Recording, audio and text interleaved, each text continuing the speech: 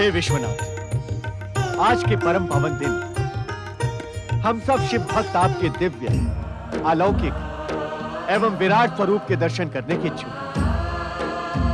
हाँ स्वामी, आज के परम पावन दिन आपके विराट स्वरूप के दर्शन करना तो हम सबका सौभाग्य है।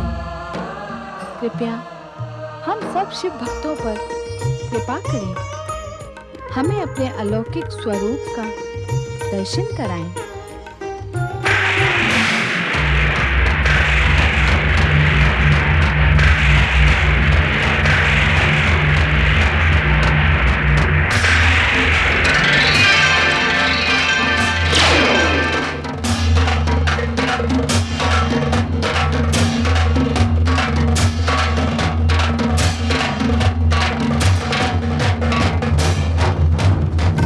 परब्रह्म परमेश्वर भगवान भोलेनाथ की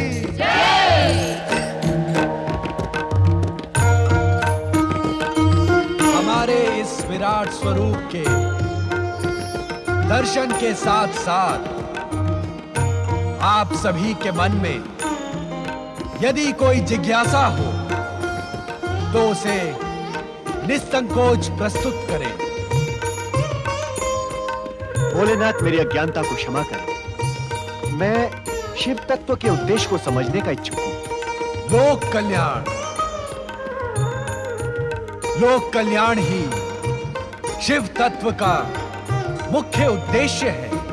इंद्रदेव, प्रभु, आपके द्वारा रचित विधान के अनुसार श्री ब्रह्मा जी सृष्टि के रचयिता हैं, श्री हरि विष्णु सृष्टि के पालक हैं और आप महादेव सृष्टि के संहारक हैं, स्वयं महाकाल हैं और शिव तत्व का उद्देश्य लोक कल्याण भी है। प्रभु, इस शिव तत्व के रहस्य को स्पष्ट कर समझाएं। देवराज, ये सत्य है कि हम सृष्टि विधान में विनाश के अधिपति महाकाल हैं, किंतु आप ये सत्य कैसे भूल गए कि हमने ही समुद्र मंथन से निकले हलाहल कालकूट विष को अपने कंठ में धारण कर प्राणी मात्र के जीवन की रक्षा की थी। भोलेनाथ, श्री ब्रह्मा जी, श्री हरि विष्णु जी एवं इस सृष्टि की रचना आपकी इच्छा द्वारा ही संभव हुई है। आपकी इस इच्छा का आधार क्या है? देवी सरस्वती, इस शिव इच्छा का आधार है शिव तत्व की सर्वव्यापकता, कारण कि ये समस्त सृष्टि मुझ में समाई हुई तथा मैं इस समस्त सृष्टि के कण कण में विद्यमान पंच तत्व और सत्रज तमोगुण मुझसे ही प्रकट होते हैं। मैं प्राणी मात्र के हृदय में स्थित आत्मा हूं। मैं ही समस्त सृष्टि का आदि, मध्य और अंत हूं। महादेव जी, कृपा करके बताएं कि शिव तत्व की उत्पत्ति कैसे संभव हुई? देवी लक्ष्मी, मेरी उत्पत्ति को न तो देवता जानते हैं और न ही ऋषिजन, क्योंकि मैं इन सभी का जनक आदिदेव परात्पर ब्रह्म हूं। मैं अजन्मा, अविनाशी तथा अनादि हूं। ओम नमः शिवाय। प्रभु, कृपया बताएं कि आपको प्राप्त करने का मार्ग क्या है? भक्ति। भक्ति ही मुझे प्राप्त करने का एकमात्र मार्ग है। नारद, प्रेम तथा समर्पण सहित मेरे पंचाक्षरी मंत्र का जप करने वाले भक्त को मैं वो ज्ञान प्रदान करता हूं जिससे वो मुझ शिव तत्व को प्राप्त हो जाता है। भोलेनाथ, भोलेनाथ कृपया बताएं कि इस सृष्टि को विनाश से कैसे बचाया जा सकता है। निर्माण और विनाश तो समय के काल चक्र पर निरंतर घूमने वाली प्रक्रिया है नारद, किंतु विनाश के अधिपति महाकाल सदाशिव यह विश्वास अवश्य दिलवा सकते हैं कि जब तक प्राणियों में धर्म और भक्ति का अंश शेष है, तब तक ये सृष्टि विनाश से सुरक्षित है। स्वामी, इस सृष्टि के लिए आपका अमर संदेश क्या है? अहंकार, अत्याचार तथा पाप की भावना को त्याग कर हर प्राणी अपना प्रत्येक क्षण मुझे समर्पित कर अपने निर्धारित कर्तव्य का निर्वाह करे। यही मेरा इस सृष्टि को संदेश है। नित्य शिव पूजन ही जीव का एकमात्र कर्म और धर्म है। ओम नमः शिवाय पंचाक्षरी मंत्र का जाप करें, सभी दुखों का निवारण हो। सर्वेश्वर जगत रक्षक एवं महाशिवरात्रि पर्व की जय। हे शिव शंकर, हम अपनी अपनी जिज्ञासाओं की उचित उत्तर पाकर धन्य हो गए। किंतु जिस महान पर्व पर आप सभी हमारा अभिनंदन करने कैलाश पधारे थे, उससे संबंधित एक भी प्रश्न नहीं किया। महानुभावों, दिन विशेष नहीं होता, विशेष होती है उससे संबंधित प्रेरक कथा। क्षमा चराचर पति देवादिदेव, हम सब शिव भक्तों पर कृपा कर हमें महाशिवरात्रि पर्व से जुड़ी प्रेरक कथा का श्रवण करा। देवराज, महाशिवरात्रि पर्व से जुड़ी प्रेरक कथा के सूत्रधार देवर्षि नारद। नारायण नारायण। नारद, तुम ही सुनाओ वो प्रेरक कथा। हम तुम्हें वो कथा सुना सकते योग्य दिव्य दृष्टि प्रदान करते हैं।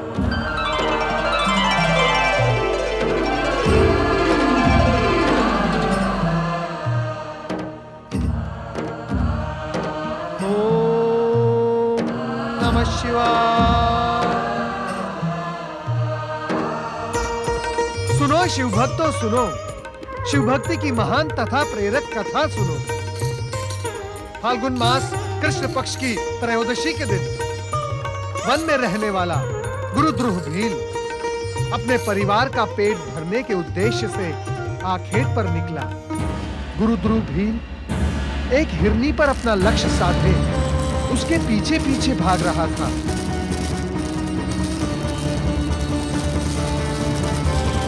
हिरनी की भागने की गति इतनी तीव्र थी कि बहुत प्रयास करने पर भी गुरुद्रुह का लक्ष्य हिरनी पर नहीं लग रहा था। देखते ही देखते हिरनी अदृश्य हो गई और गुरुद्रुह हताश और निराश हो गए।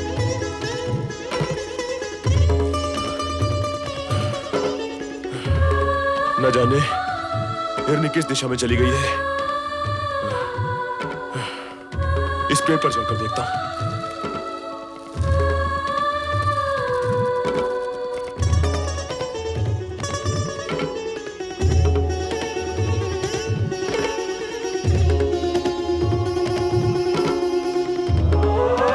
क्या करूं?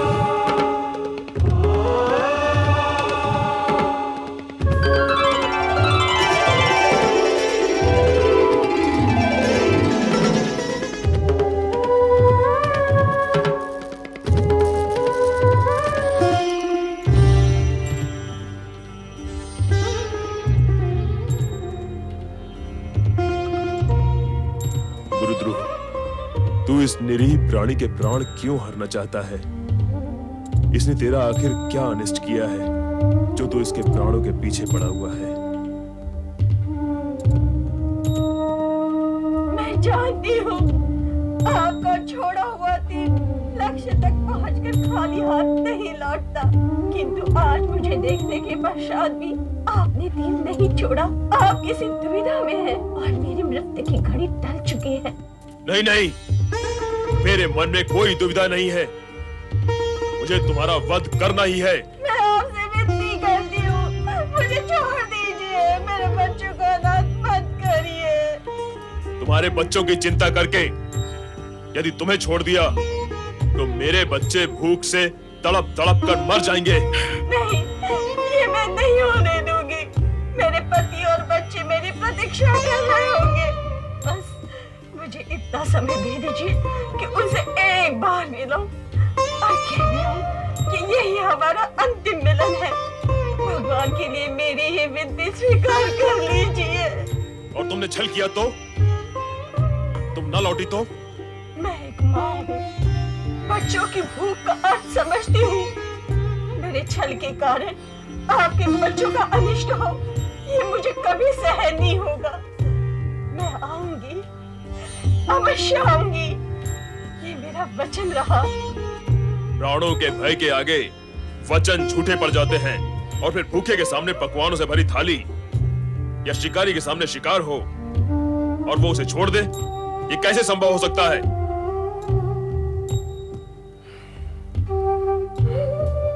समझ में नहीं आता कि मैं क्या करूं। तुम रो रही हो? नहीं, मुझे तुम पर दया आ रही है। दया? और मुझ पर? हाँ, क्योंकि मैं तुम्हें तुम्हारे धर्म से विमुख कर रही हूँ। यदि घोड़ा घास पर दया करेगा तो खाएगा क्या? तुम शिकारी हो, यदि सामने आया शिकार छोड़ दोगे तो तुम्हारे परिवार का पेट कैसे भरेगा? तुम तुरंत चली जाओ यहाँ से, अन्यथा स्वभाववश हाथ में पकड़ा ये बाण चल जाएगा और तुम्हारे प्राण पखेरु उड़ जाएंगे। उस दशा में तुम्हारे परिवार वाले, तुम चली जाओ यहाँ से, जाओ। इस दया भाव के लिए बहुत बहुत धन्यवाद। आपने अपना कर्तव्य पूरा किया, अब मैं भी करूंगी। घर में सबसे मिलने के उपरांत यही आकर तुम्हारे सामने खड़ी हो जाऊंगी। तुम मेरे प्राण हर लेना। तुम शीघ्र जाओ और जल्दी लौटकर आना, मैं तुम्हारी यही प्रतीक्षा करूंगा। धन्यवाद शिकारी जी, धन्यवाद।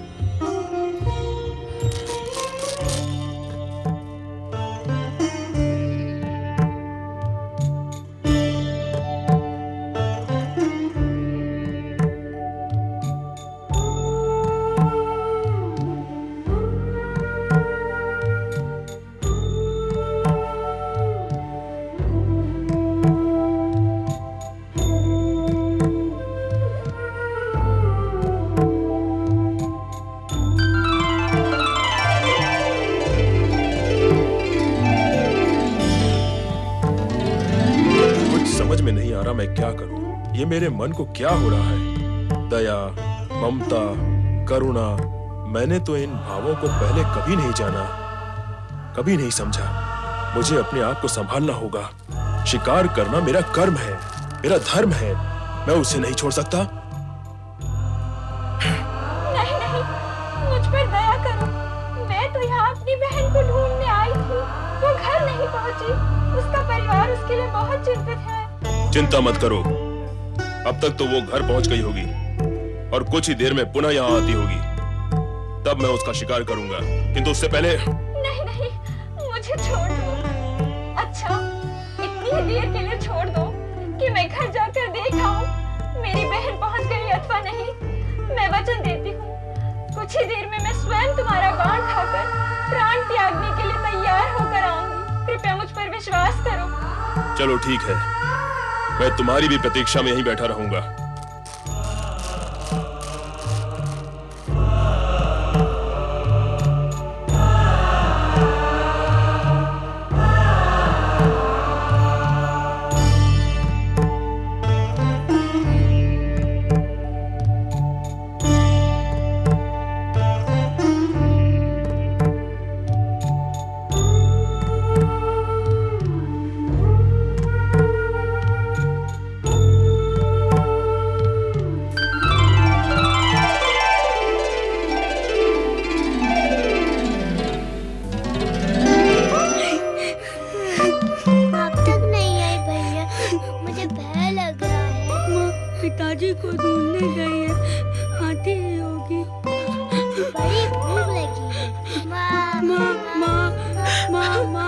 पिताजी नहीं आए।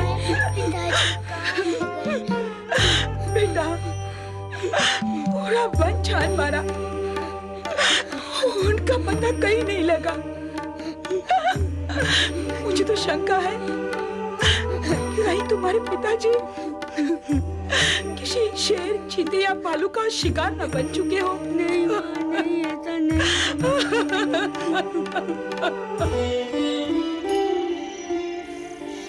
लगता है वे दोनों नहीं आएंगी। मुझे मूर्ख बना के चली गई। अब प्रतीक्षा से कोई लाभ नहीं।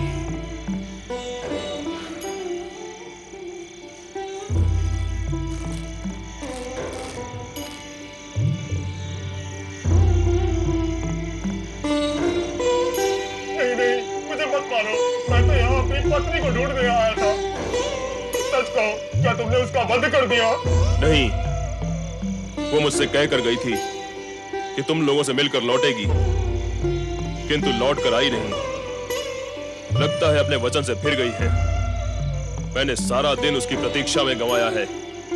मेरे बच्चे भूख से तड़प रहे होंगे, मेरी पत्नी मेरे लिए चिंतित होगी। अब मैं तुम्हें ही अपना लक्ष्य बनाता हूँ।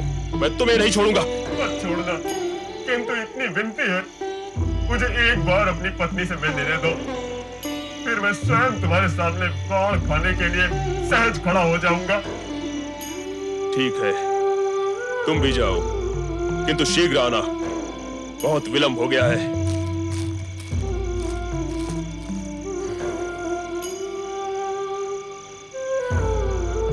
अब और प्रतीक्षा नहीं की जाती मुझसे। न जाने क्यों मुझे ऐसा लग रहा है वो दोनों हिरनियां और ये हिरन तीनों ही सच बोल रहे थे। तीनों ही अपने वचन के पक्के हैं। वे आएंगे और अवश्य आएंगे। माना वो तीनों ही वचन के पक्के हैं, किंतु तेरा मन, क्या तेरा मन भी उतना ही पक्का है कि तू उन तीनों पर अपने बाण चला सके? क्यों नहीं? क्या आज मैं बाण पहली बार चलाऊंगा? आज तक मैंने कितने ही बाण चलाए और कितने ही पशु पक्षियों को तड़प तड़प कर प्राण त्यागते हुए देखा। शिकार करना मेरा कर्म है और उससे परिवार को पालना भी मेरा धर्म है। सत्य है, किंतु आज न जाने क्यों मेरे अंदर दया और करुणा के स्रोत फूट पड़े हैं। वाह, अगर दया और करुणा के स्रोत इस तरह फूटते रहे फिर तो तुम अपने परिवार का भरण पोषण कर चुके। मेरी समझ में नहीं आ रहा है आज मैं किस विचित्र से धर्म संकट में फंस गया हूं। प्रत्यंचा खींचते हुए मेरे हाथ क्यों कांप रहे हैं? क्यों ऐसा क्यों हो रहा है?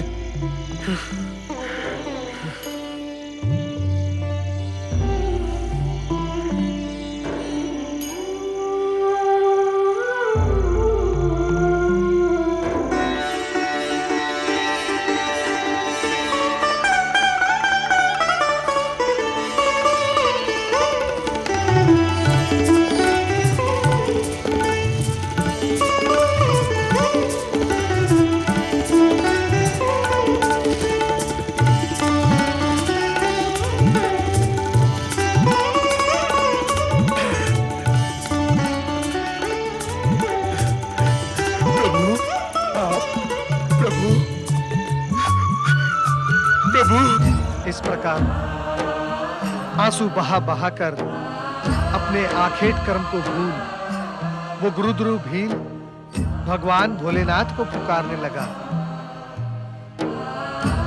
अपने भक्तों पर सदा ही दया करने वाले भगवान भोलेनाथ गुरुद्रु का उद्धार करने के लिए उस भयानक वन में पहुंचे, परंतु उससे पूर्व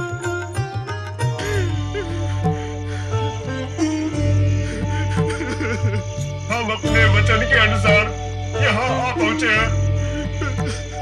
अब तुम अपना बाण उठाओ और अपने कर्म का पालन करो। ऐसे क्या देख रहे हो? बाण चढ़ाओ। नहीं नहीं, मैं तुम्हें नहीं मारूंगा। मुझे अपने परिवार का भूखा मरना स्वीकार है, किंतु तुमने निर्दोषों की हत्या करना नहीं, कदापि नहीं, कदापि नहीं, कदापि नहीं, कदापि नहीं।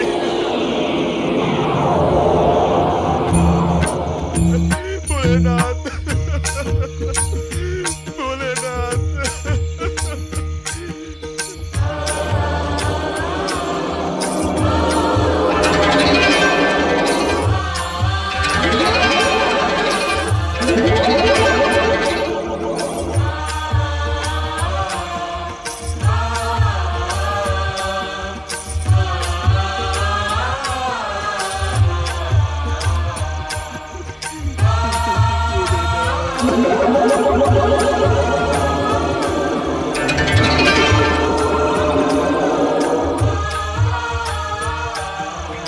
उठो वत्स।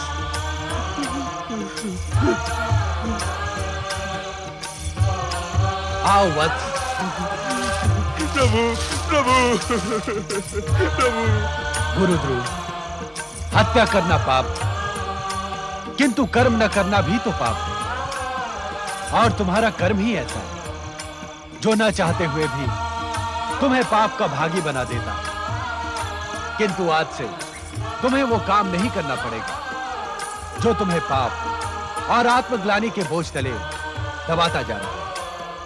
प्रभु, किंतु इतनी कृपा मुझ जैसे दीनहीन व्यक्ति पर क्यों? क्यों प्रभु? आज महाशिवरात्रि है। आज के इस पावन दिन बेलपत्रों से हमारी पूजा करने के पुण्य के फल स्वरूप तुम्हारा ये कायाकल्प हुआ है। और तुम तीनों ने आज के इस पावन दिन अपना दिया हुआ वचन पूरा कर दिया। ये दिव्य रूप उसी का फल है।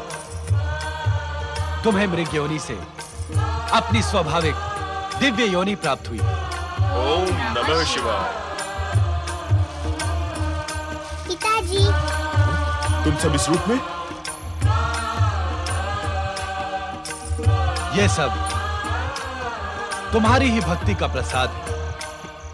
आज महाशिवरात्रि के दिन हमारी पूजा करने के फल स्वरूप तुम अपने पूर्व पापों से मुक्त हो गए और श्रृंगवेरपुर के राजा बन गए। मैं और राजा? हाँ, अपने परिवार सहित वहां जाकर और शिव आराधना को अपने मन में उतार कर राज सुख का उपभोग कर।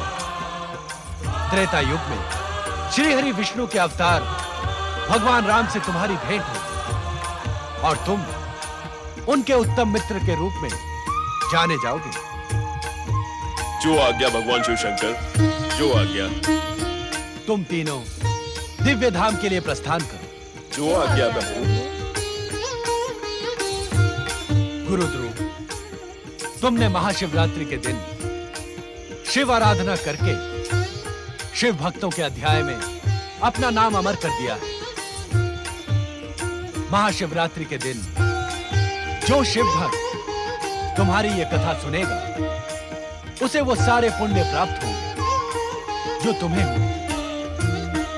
कल्याण भव। तो शिव भक्तों, महाशिवरात्रि की रात्रि को हम सब शिव तत्व की खोज इस कारणवश करते हैं कि भगवान भोलेनाथ की कृपा से हमारे अंधकारमय जीवन में सत्य का शिवमय प्रकाश आ सके, हमारा जीवन सुंदर बन सके। सत्य है कि महाशिवरात्रि हम शिव भक्तों के जीवन में सुखों की धात्री बनकर आती है। आओ, आज हम सब महाशिवरात्रि पर्व के निमित्त भगवान भोलेनाथ का गुणगान करें। बोलो जय जय शिव शंकर। जय जय शिव शंकर।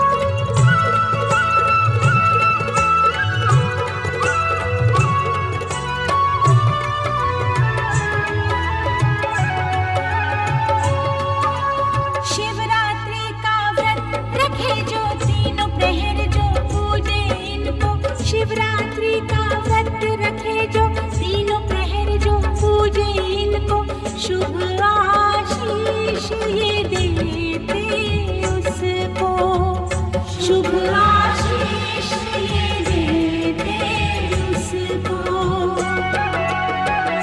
मधुर से घोले रे, कहो बम भोले रे, बम बम भोले रे, बम बम भोले रे।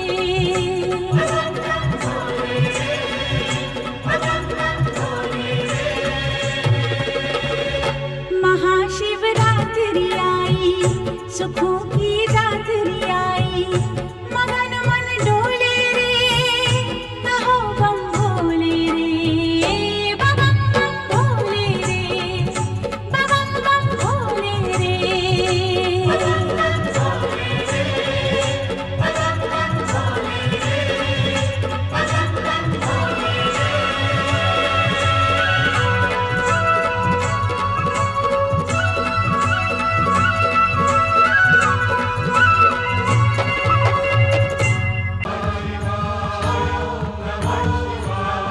भोलेनाथ, आज आपको अचानक रात्रि में गगन विहार करने की इच्छा कैसे हुई? स्वामी, ये करुण स्वर किस दुखी नारी का है? आज तो तुम प्रश्न पर प्रश्न पूछे जा रही हो। क्या हमारे उत्तर की भी प्रतीक्षा नहीं करोगी? पहले अपने पहले प्रश्न का उत्तर तो सुनो। हाँ स्वामी, आज आपको अचानक रात्रि में गगन विहार करने की इच्छा कैसे हुई? तुम्हारी इच्छा पूर्ति के लिए। मेरी इच्छा पूर्ति के लिए? हाँ, तुम ही तो बार बार कहती रहती हो कि कैलाश में बैठे बैठे तुम्हारा मन उबने लगता है। कहती हो या नहीं? कहती हूँ, परंतु रात्रि में गगन विहार के लिए मैंने कभी नहीं कहा। आज रात्रि में गगन विहार करने का एक विशेष उद्देश्य भी। क्या है वो उद्देश्य? ये करुण नारी स्वर सुन रही हूँ। सुन रही हूँ स्वामी, इसीलिए तो आपसे इस विषय में पूछा था। कौन है ये दुखी नारी? तारामंडल में रहने वाली बुध ग्रह की माता तारा। क्या दुख है इसे? ये बार बार करुण स्वर में आपको क्यों पुकार रही है? उसके हृदय की वेदना है वो पाप जो निरंतर उसके मन में एक कांटे के समान चुभ रहा है। क्या पाप किया है इसने? वो तो तुम्हें कुछ ही समय के पश्चात स्वयं ज्ञात हो जाए। इस समय तारा तारामंडल में रहकर एक साध्वी का जीवन व्यतीत कर रही है।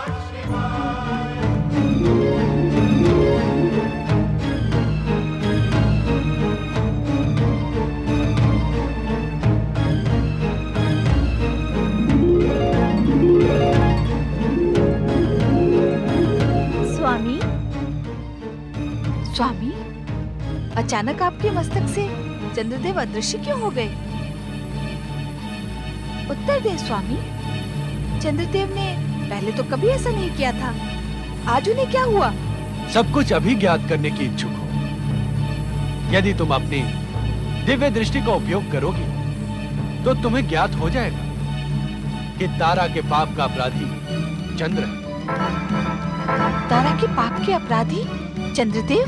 हाँ, हमारे कोप के भय से चंद्रदेव यहाँ से अदृश्य होकर चंद्रबिंब में जा चुके हैं। चंद्रशेखर शिव अब क्या चंद्र के बिना रहेंगे? नहीं, चंद्रदेव हमारे मस्तक से अधिक समय तक दूर नहीं रह सकते। उन्हें अपने स्थान पर लौटने के लिए विवश होना होगा। अचानक क्या हो गया स्वामी? आप भगवान शिव का शीश छोड़कर यहाँ कैसे चले आए? मुझे भगवान शिव के कोप का भय है रोहिणी। भय? कैसा भय? आपने क्या किया है स्वामी? ये मैं तुम्हें अभी नहीं बता सकता।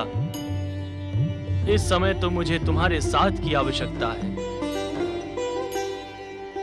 मैंने जब जब आपका स्मरण किया, आप भगवान शिव का मस्तक छोड़कर मेरे पास कभी नहीं आए।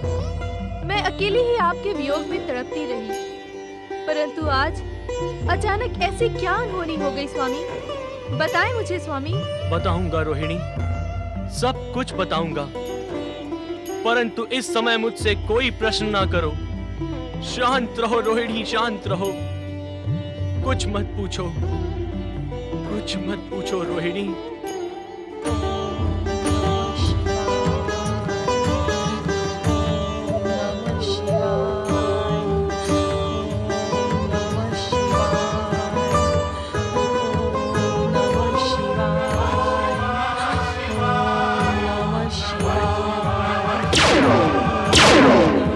माता, तुम्हारी ये करुण पुकार मेरे हृदय को बींध रही है। बताओ माता, क्या दुख है तुम्हें? पुत्र बुध। हाँ माता, बताओ मुझे, तुम्हारा ये दुख दूर करने के लिए मैं क्या कर सकता हूँ?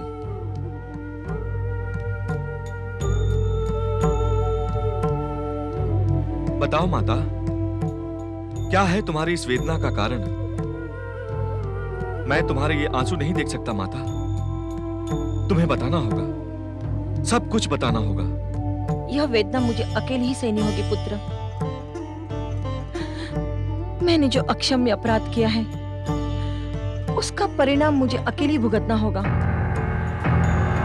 इसलिए मैं अकेली अपने पाप का प्रायश्चित करूंगी। बताओ माता, ऐसा कौन सा पाप किया है तुमने? क्या तुम ये रहस्य अपने पुत्र से भी छुपाने की इच्छुक हो? ये ऐसा अपराध है जो कोई माता अपने पुत्र को नहीं बता सकती। मुझे अकेले छोड़ दो पुत्र। यदि करुणामय भगवान शिव शंकर तक मेरी ये पुकार पहुंचेगी, तो वह अवश्य ही मेरे अपराध की अग्नि शांत करेंगे। और जब तक ऐसा नहीं होता, मुझे इसी प्रकार पश्चाताप की अग्नि में जलते रहना होगा। मैंने पहले भी कई बार तुमसे इस रहस्य को ज्ञात करने का प्रयास किया, परंतु तुम इस विषय में सदा मौन रही। क्या तुम्हें अपने पुत्र की वेदना पर विचार नहीं आता माता? पुत्र जब अपनी माता को वेदना और दुख से विह्वल देखता है, तो उसके हृदय पर क्या बीतती है, क्या इसका ध्यान तुम्हें नहीं होता? मुझे बताओ माता, मैं भी तुम्हारे साथ शिव आराधना करते हुए तुम्हारे प्रायश्चित में सहभागी बनूंगा। नहीं पुत्र, प्रायश्चित पाप करने वालों को अकेले ही करना पड़ता है। कोई इसमें सहभागी नहीं हो सकता। आज मैं ये ज्ञात करके ही रहूंगा कि ऐसा कौन सा कांटा है जो तुम्हारे हृदय को निरंतर पीड़ित करता रहता है।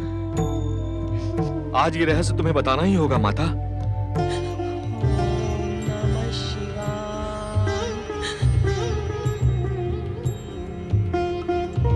तारा का करुण स्वर अचानक थम क्यों गया स्वामी? ये जानने के लिए हमें स्वयं तारा के पास जाना होगा। हमें उसकी करुण पुकार का उत्तर भी तो देना है देवी। तो चले स्वामी, तारा की करुण कथा सुनने के लिए मैं व्यग्र हो रही हूँ। चलो देवी। तुम्हारा दुख दूर करने के लिए मैं अपने प्राण भी देने को प्रस्तुत हूँ माता। कृपा करके मुझे उस सत्य का ज्ञान कराओ जैसे अब तक आपने अपने आंसुओं में छुपा रखा है। नहीं पुत्र नहीं,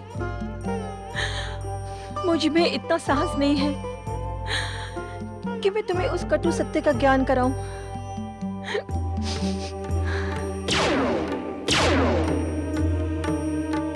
तारा, माता,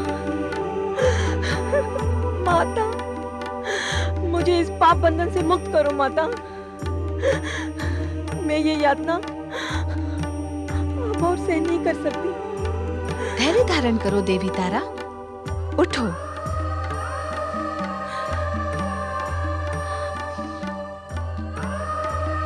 हम दोनों तुम्हारा दुख दूर करने के लिए ही यहाँ प्रकट हुए हैं।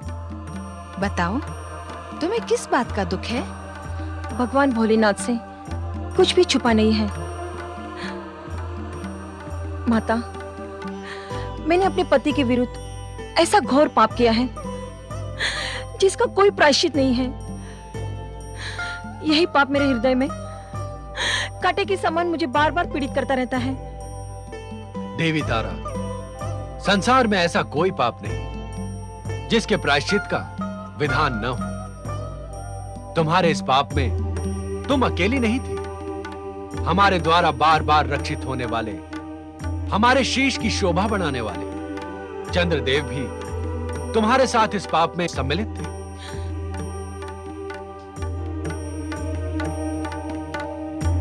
प्रणाम। परंतु इससे मेरा अपराध कम नहीं हो जाता प्रभु शिव शंकर। तारा, पहले हमें विस्तार से बताओ, तुम जिस पाप से इतनी पीड़ित हो रही हो, उसका प्रारंभ कैसे हुआ?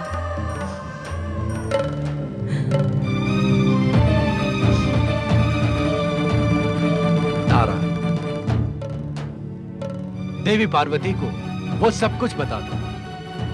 पाप को प्रकाशित करने से पाप का अंधेरा कुछ कम हो जाता है, हृदय का भार हल्का हो जाता है। जब अत्रि अनसुया का पुत्र सुकुमार चंद्र मेरे स्वामी बृहस्पति के पास शिक्षा ग्रहण करने आया, तो प्रथम दृष्टि में मेरा चंचल मन चंद्र की सौंदर्य की ओर आकर्षित हो गया। चंद्र तो चंचल था ही, और उसका मन भी मेरे रूप में उलझ गया। और ओम नमः शिवाय। ओम नमः शिवाय। प्रणाम गुरुदेव। ओम नमः शिवाय। प्रणाम प्राणनाथ। ओम नमः शिवाय। ओम नमः शिवाय। ओम नमः शिवाय।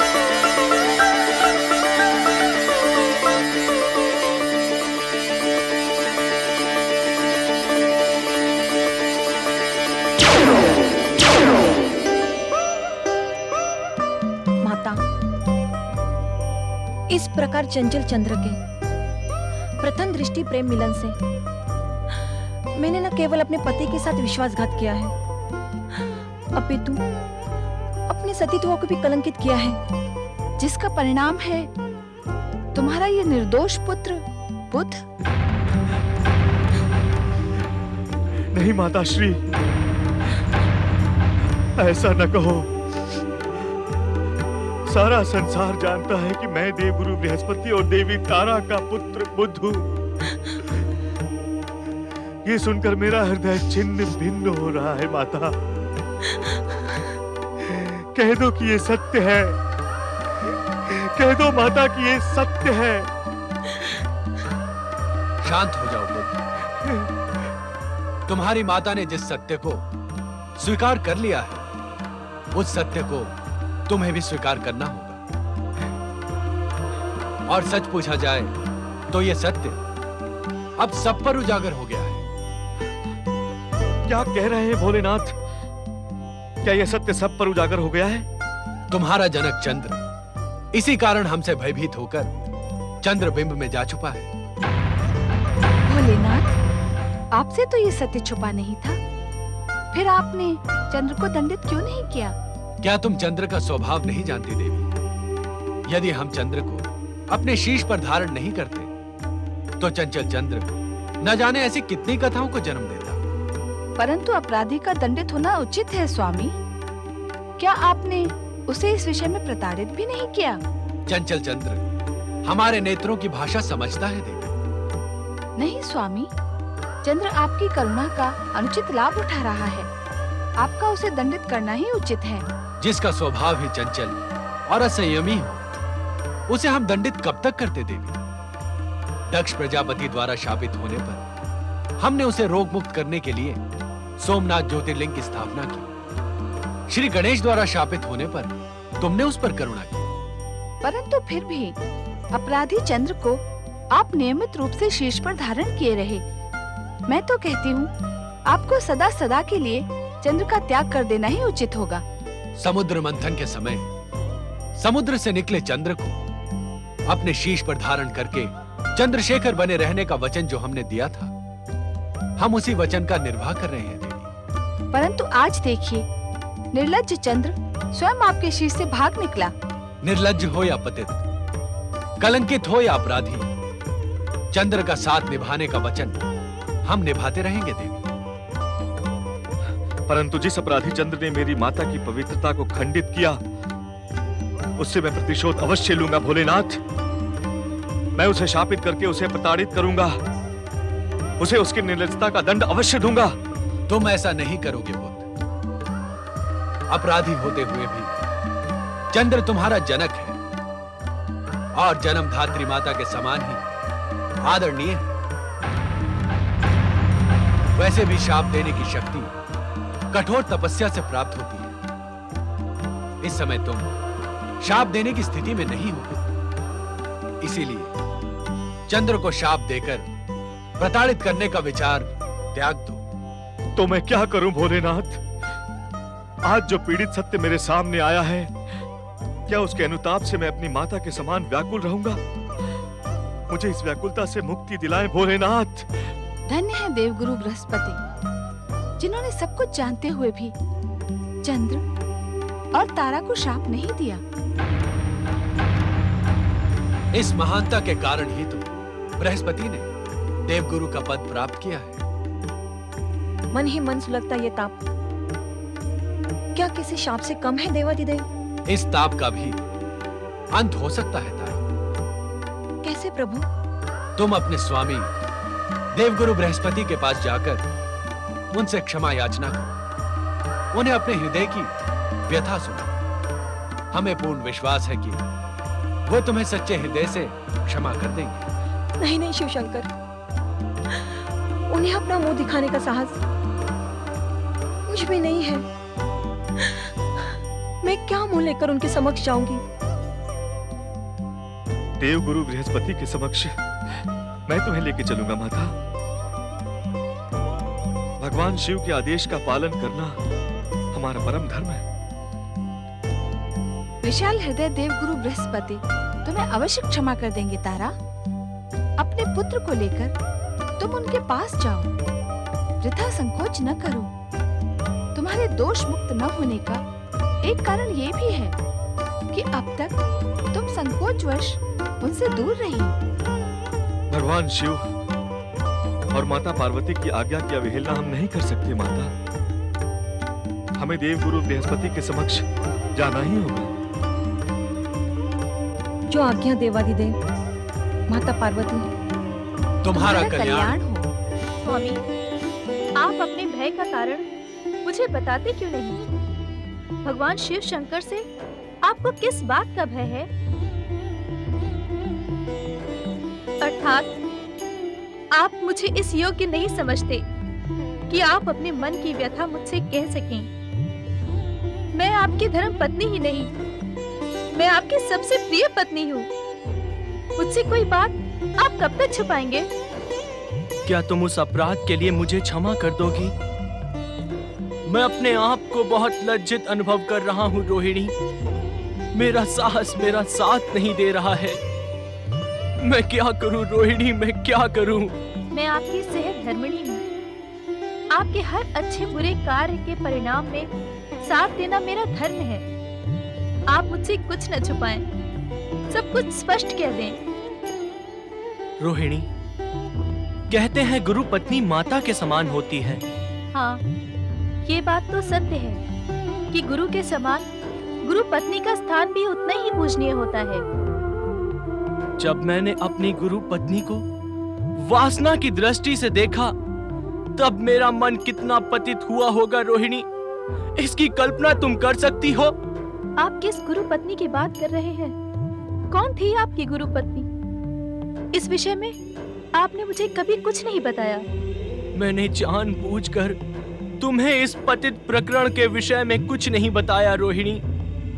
मैं ही अपराधी था और एक अपराधी अपने अपराध को छुपाए बिना नहीं रह सकता। मुझे अपनी गुरु पत्नी का नाम बताएं स्वामी। मैं आपको विश्वास दिलाती हूँ कि आपकी हर परिस्थिति में मैं आपका साथ दूंगी। सच्ची धर्म पत्नी होने का कर्तव्य निभाऊंगी। मेरी गुरु पत्नी का नाम है देव गुरु बृहस्पति की धर्म पत्नी देवी तारा। और उस अपराध का कलंक मैं तब से लेकर अब तक ढोता आ रहा हूँ। ये अनैतिक और अनुचित कार्य करके आपने देवत्व की सारी मर्यादाओं को नष्ट भ्रष्ट कर दिया। आपकी गणना तो देवताओं में होती है। एक देव को क्या ये कुकृत्य शोभा देता है? मैं जानता था रोहिणी, मैं जानता था कि यह सब जानकर तुम भी मुझे घृणा की दृष्टि से देखोगी, और इसीलिए यह अपराध मैं अब तक तुमसे छुपाए रहा। मैंने हर परिस्थिति में आपका साथ निभाने का वचन दिया है। मैं अपना वचन अवश्य निभाऊंगी। परंतु आश्चर्य है कि भगवान शिव सब कुछ जानते हुए भी आपको अपने शीश पर धारण किए रहे। भगवान शिव शंकर महान है रोहिणी, वे करुणा निधान हैं। परंतु आज भगवान शिव शंकर और माता पार्वती के सम्मुख जाने का मेरा साहस समाप्त हो गया है। अच्छा होता कि दक्ष प्रजापति के श्राप से मैं तभी नष्ट हो जाता।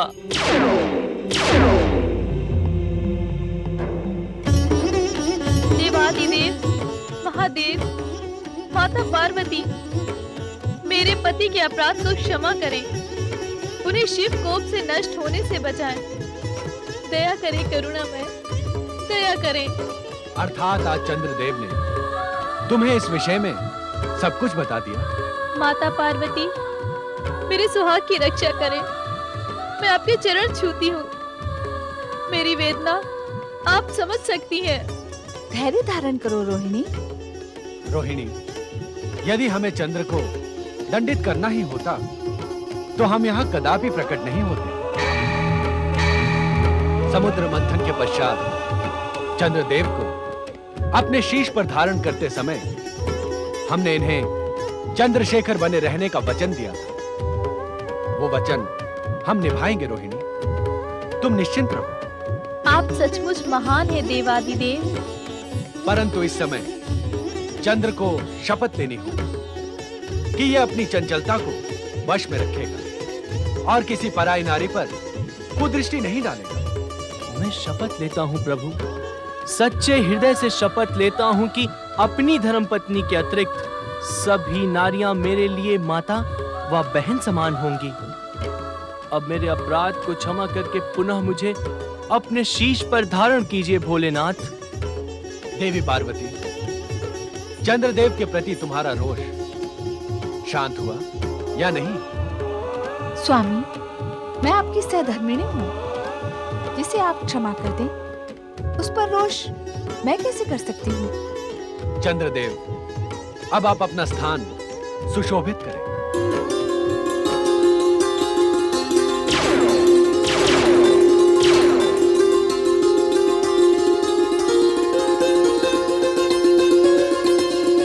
मैं जन्म जन्म तक आपके आभारी रहूंगी शिव शंकर।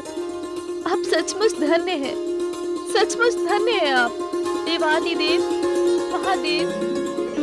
ओम नमः शिवाय। ओम नमः शिवाय। ओम नमः शिवाय। स्वामी, ओम नमः शिवाय। तारा, तुम यहाँ? प्रणाम देवगुरु जी। देवगुरु बृहस्पति जी, मैं आपकी कृपा दृष्टि का आकांक्षी होकर यहाँ आया हूँ। मुझे आशीर्वाद दीजिए। तुम्ही ग्रहों के युवराज चंद्रपुत्र बुध हो ना? मैं चंद्रपुत्र अवश्य हूँ, परंतु मेरे धर्मपिता आप हैं। नहीं, नहीं, नहीं, नहीं, कदापि नहीं। तुम संसार में चंद्रपुत्र बुध के रूप में ही विख्यात हो, और रहोगे। स्वामी, माता पार्वती ने कहा है आप विशाल हृदय है, मेरा वह अक्षम्य अपराध आप अवश्य क्षमा कर देंगे और मेरे पुत्र बुद्ध को स्नेह में आशीर्वाद प्रदान करेंगे। मैं जानती हूँ आपको स्वामी कहने का अधिकार मैं खो बैठी हूँ, किंतु यह भी जानती हूँ कि आप महान हैं और आपकी महानता ने ही मेरा अपराध क्षमा करके मुझे शापित होने से बचा लिया। तारा, मेरा तुम्हारा संबंध उसी दिन समाप्त हो गया था जिस दिन तुम चंद्र के मिथ्या मोह माया में फंस गई थी। उस दिन से तुम्हारा अस्तित्व मेरे लिए निरर्थक हो गया है। अब तुम मेरे लिए वैसी ही हो जैसे अन्य कोई देवी। अब उन संबंधों की दुहाई न दो जो सदा सदा के लिए समाप्त हो गए हैं। अब तुम्हें मुझसे कुछ प्राप्त नहीं होगा, इसीलिए अपने पुत्र को लेकर लौट जाओ अपने तारामंडल को।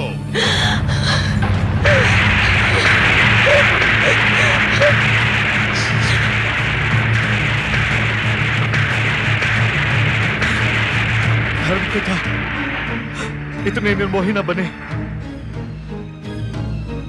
अपनी माता के पाप का प्रायश्चित मैं करूंगा। धर्मपिता, आप मुझे आदेश दें। माता के पाप की मुक्ति के लिए मुझे क्या करना होगा? जब तक आप मुझे आदेश नहीं देंगे मैं आपके चरण छोड़ूंगा नहीं। धर्मपिता, मैं आपके चरण छोड़ूंगा नहीं। धर्मपिता, नहीं छोड़ूंगा। मैं देवगुरु हूं बुद्ध। एक ग्रह होने के नाते तुम मेरे लिए किसी अन्य देवता के समान ही हो। मुझ पर करुणा करें धर्मपिता। पुत्र नहीं तो धर्मपुत्र कहकर पुकारें। आपका ये उपकार मैं जीवन भर नहीं भूलूंगा धर्मपिता। धर्म संस्कृति का ये नियम है कि जो व्यक्ति एक बार गुरु के चरण पकड़ लेता है, गुरु उसके सामने विवश हो जाता है। तुम्हारी सच्ची भावना और मातृभक्ति देखकर मैं भी विवश हो गया।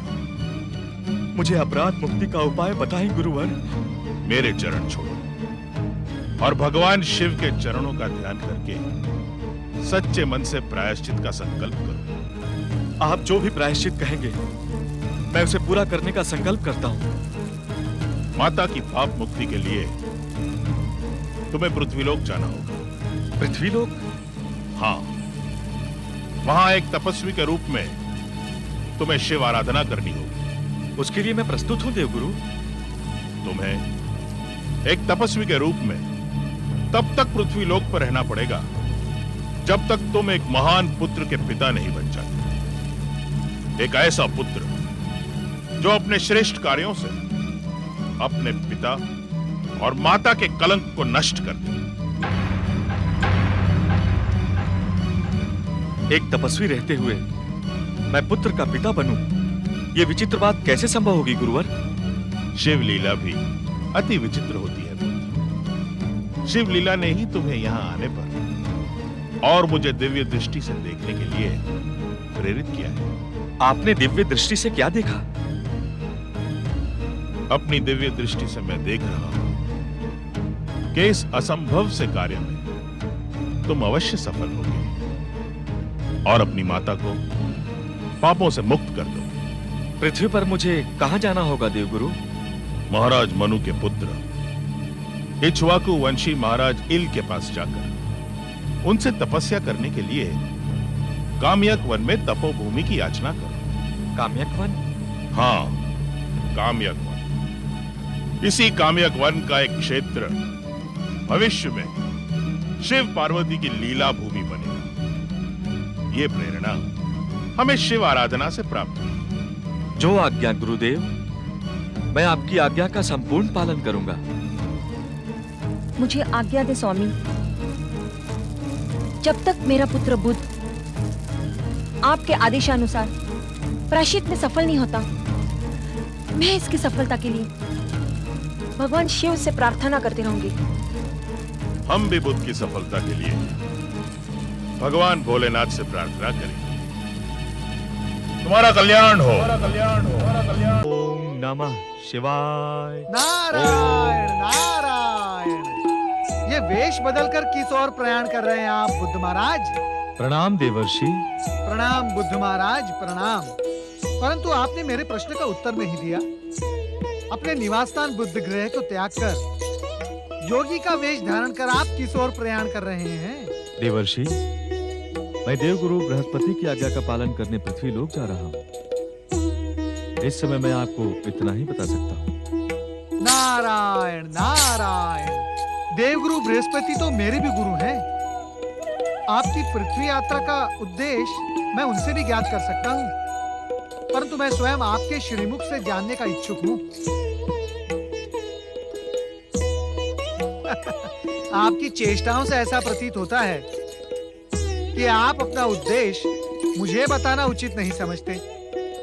ना समझे, कोई बात नहीं, परंतु मैं तो आपके कल्याण की ही कामना करूंगा। परंतु एक बात मेरी समझ में नहीं आई। कौन सी बात देवर्षि? आप तो देवी तारा और चंद्रदेव के पुत्र हैं। ये सत्य समस्त जगत जानता है। फिर भी आपको देवगुरु बृहस्पति की आज्ञा लेने की क्या आवश्यकता है? आपको ज्ञात होगा ही कि ग्रह होने के नाते मैं भी एक देव हूँ। देव गुरु बृहस्पति मेरे भी गुरु हैं। उनकी आज्ञा का पालन करना मेरा कर्तव्य है। क्या इतना जान लेना आपके लिए पर्याप्त नहीं है? अब मुझे आज्ञा दीजिए। प्रणाम। नारायण नारायण। भगवान भोलेनाथ आपकी प्रत्येक कामना पूर्ण करें।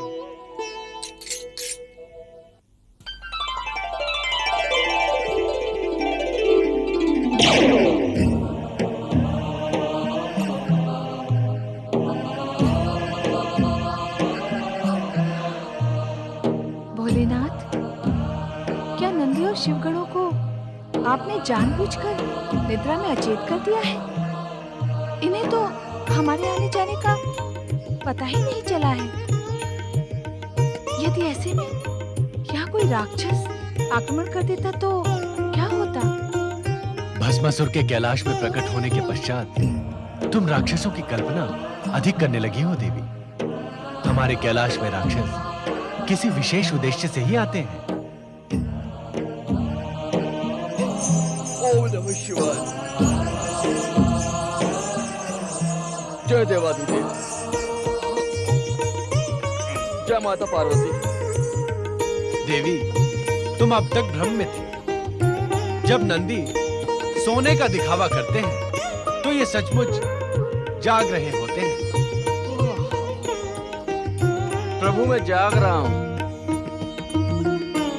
और जब ये जागने का अभिनय करते हुए हमारे सामने हाथ जोड़कर खड़े होने का नाटक करते हैं, तब ये सचमुच निद्रा मग्न होते हैं, क्योंकि उस समय इनके पास करने को कुछ होता ही नहीं। मैं समझी नहीं स्वामी, आप कहना क्या चाहते हैं? हम जो कहना चाह रहे हैं वो तुम प्रत्यक्ष देख ही रही हो। अब तुम ही बताओ कि इस समय नंदी जाग रहे हैं या सो रहे हैं?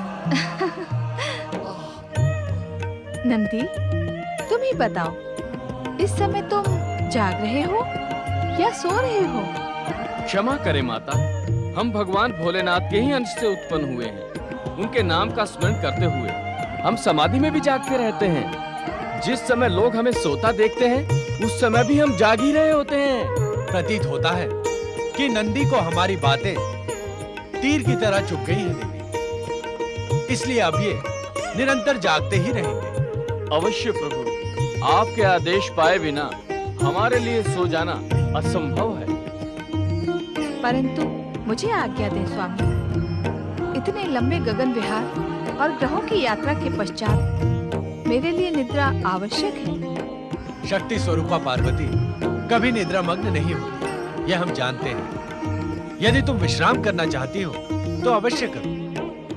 वंशी मनुपुत्र महाराज इल की जय जय जय। न्यायवान, ऐश्वर्यवान, कीर्तिवान, महाराज इल्की जय जय जय। महाराज इल की जय हो। महामंत्री जी, हमारे राज्य में सर्वत्र कुशल मंगल तो है? हाँ महाराज, सर्वत्र प्रजाजन महाराज के सुशासन और न्यायप्रियता के गुण गा रहे हैं। राज्य के प्रत्येक क्षेत्र में प्रजाजन सुखी एवं प्रसन्न है, परंतु सबके मन में एक ही प्रश्न बार बार उठ रहा है। कैसा प्रश्न महामंत्री जी? आप मौन क्यों हो गए महामंत्री जी? उस प्रश्न के बारे में हमें स्पष्ट बताएं। उस प्रश्न से आप अनभिज्ञ नहीं है महाराज। हर प्रजाजन यह जानने के लिए उत्सुक है कि हमारे होने वाले युवराज का जन्म कब होगा। ओम नमः शिवाय। आप सत्य कह रहे हैं महामंत्री जी। इस प्रश्न का हमें भी ज्ञान है, परंतु इसका कोई उत्तर हमारे पास नहीं है। हम स्वयं यह प्रश्न बार बार अपने से ही पूछते हैं। महाराज इल की जय हो। महाराज, राज ज्योतिषी शिवभक्त प्रमथेश जी आपसे भेंट करने के इच्छुक हैं। अवश्य। महामंत्री जी, आप स्वयं जाकर उन्हें सम्मान पूर्वक यहाँ ले आइए। जो आज्ञा महाराज। ओम नमः शिवाय। हर प्रजाजन ये जानने के लिए उत्सुक है कि हमारे होने वाले युवराज का जन्म कब होगा, जन्म कब होगा, जन्म कब होगा, जन्म कब होगा।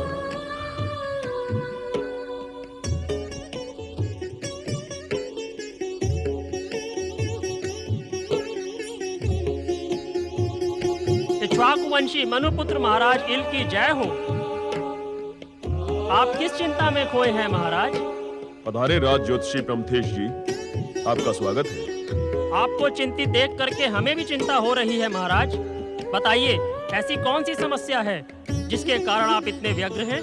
प्रमथेश जी, हमारे राज्य और हमारे व्यक्तिगत जीवन से संबंधित कोई सत्य आपसे छुपा नहीं है। हमारी चिंता का कारण भी आपको विदित है। क्या आप भी इस समस्या का कोई समाधान नहीं निकाल सकते?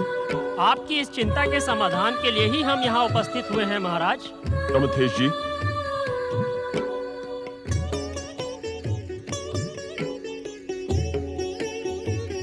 क्या उस प्रश्न का समाधान मिल गया आपको? भगवान शिव की कृपा से कुछ भी असंभव नहीं है महाराज। कुछ बातें ऐसी होती हैं जिनकी चर्चा के लिए एकांत की आवश्यकता होती है। मैं आपसे कुछ समय के लिए एकांत में चर्चा करने का इच्छुक हूँ। अवश्य, पधारे हमारे अंतःकक्ष में। ये आप क्या कह रहे हैं प्रमथेश जी?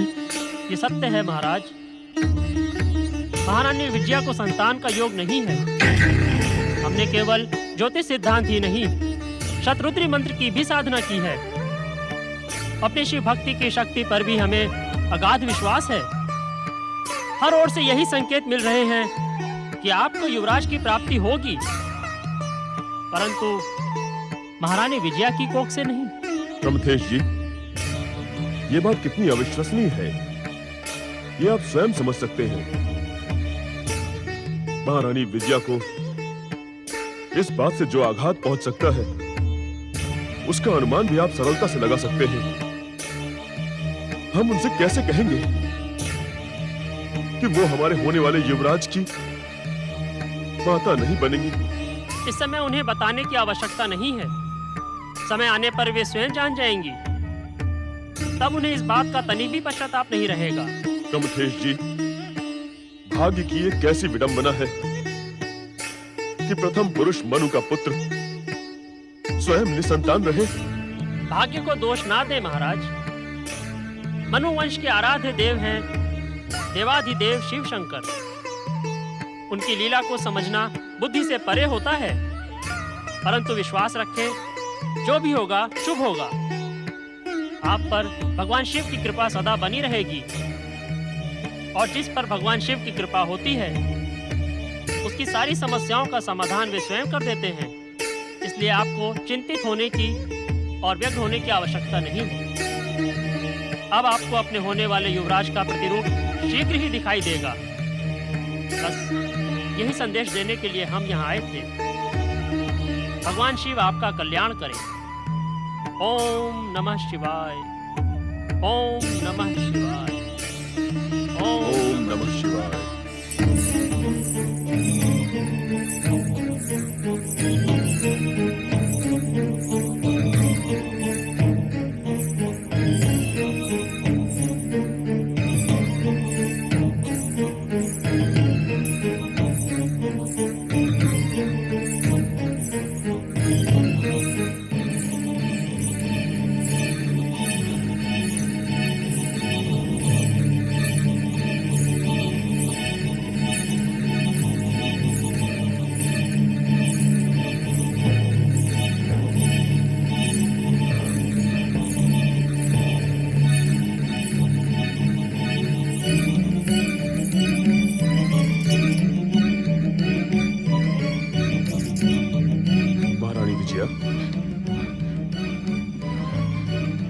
क्या बात है महारानी, आप इतनी रात तक जाग रही हैं?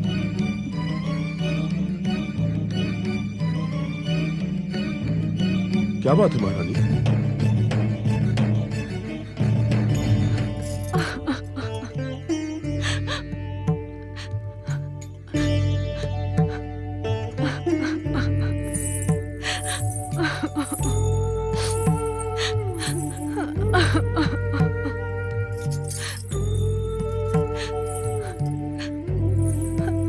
ऐसा कौन सा दुख है आपको महारानी जो आप हमें भी बताने की इच्छुक नहीं हैं?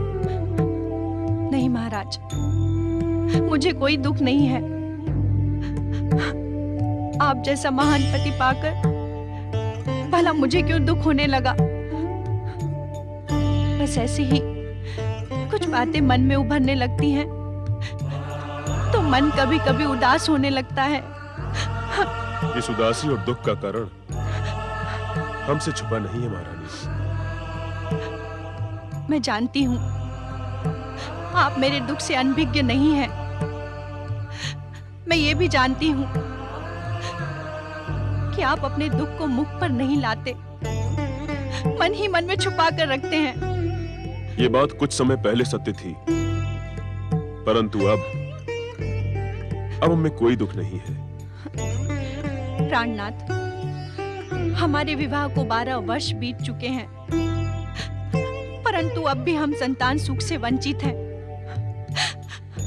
पता नहीं हमारे इस महान वंश को किसका अभिशाप लगा है। इस अभिशाप से हम शीघ्र ही मुक्त हो जाएंगे महारानी। हमें पूर्ण विश्वास है हम शीघ्र ही इस राज्य का युवराज प्राप्त करेंगे। इस विश्वास का आधार क्या है स्वामी? मुझे तो विश्वास नहीं हो रहा। मुझे तो चारों ओर अंधकार ही अंधकार दिखाई दे रहा है। हमारे विश्वास का आधार है राज ज्योतिषी शिव भक्त प्रमथेश जी की भविष्यवाणी। राज ज्योतिषी प्रमथेश जी की भविष्यवाणी? भविष्यवाणियां हर समय सत्य सिद्ध नहीं होती स्वामी। प्रमथेश जी राज ज्योतिषी होने के साथ साथ परम शिव भक्त भी हैं। क्या आप जानती हैं उनका कथन कभी असत्य सिद्ध नहीं हो सकता। उन्होंने हमें यह बताया है कि हमारे होने वाले युवराज का प्रतिरूप हमें शीघ्र दिखाई देगा। होने वाले युवराज का प्रतिरूप?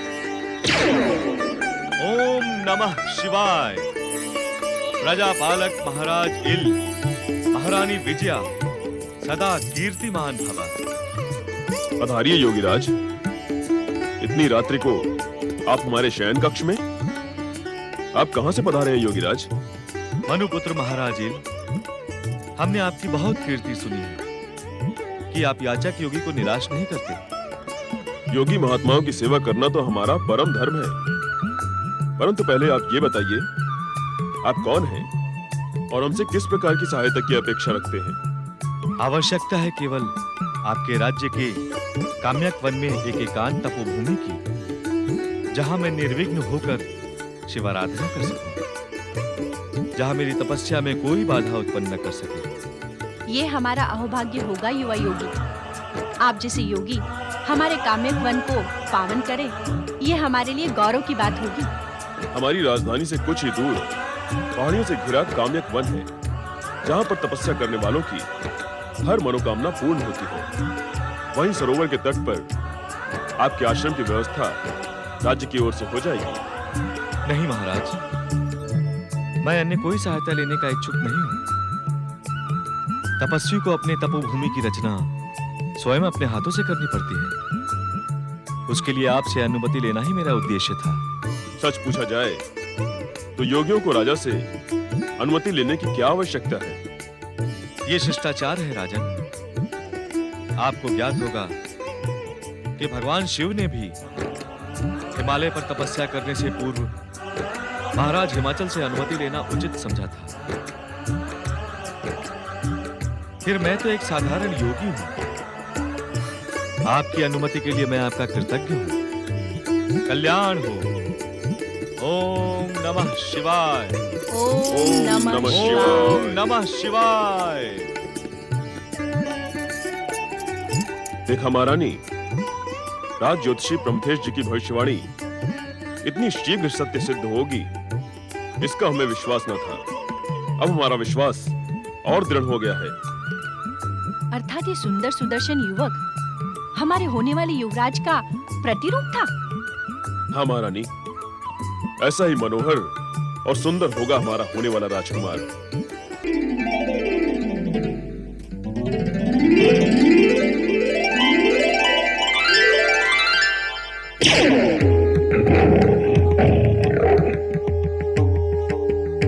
कैसी हो शिव संगनी पार्वती? तुम कहो या मैं, इससे कोई अंतर नहीं पड़ता पार्वती, क्योंकि तुम मेरा ही प्रतिरूप हो। मैं कभी तुम्हारे अंतर में रहती हूँ, कभी बाहर आ जाती हूँ। फिर भी तुमसे एक लंबे समय के पश्चात भेंट हुई है। मुझसे तुम्हारी भेंट एक लंबे समय के पश्चात हुई होगी, किंतु तुमसे मेरी भेंट प्रतिपल प्रतिक्षण होती रहती है। शक्ति, कभी कभी तुम पहेली की भाषा में बात करती हो, समझना कठिन हो जाता है। पहले तुम ये बताओ, इस समय अचानक तुम्हारे यहाँ प्रकट होने का प्रयोजन क्या है? प्रयोजन है तुम्हारे मन की उलझन दूर करना। उलझन? कैसी उलझन? ज्ञान होने पर भी अज्ञानी न बनो देवी। जब से तुमने तारा की दुर्दशा देखी है, तुम्हारा मन क्षोभ से आकुल व्याकुल हुआ जा रहा है। तुम समझ नहीं पा रही हो तुम्हें क्या करना आवश्यक है। ऐसी तो कोई बात नहीं है।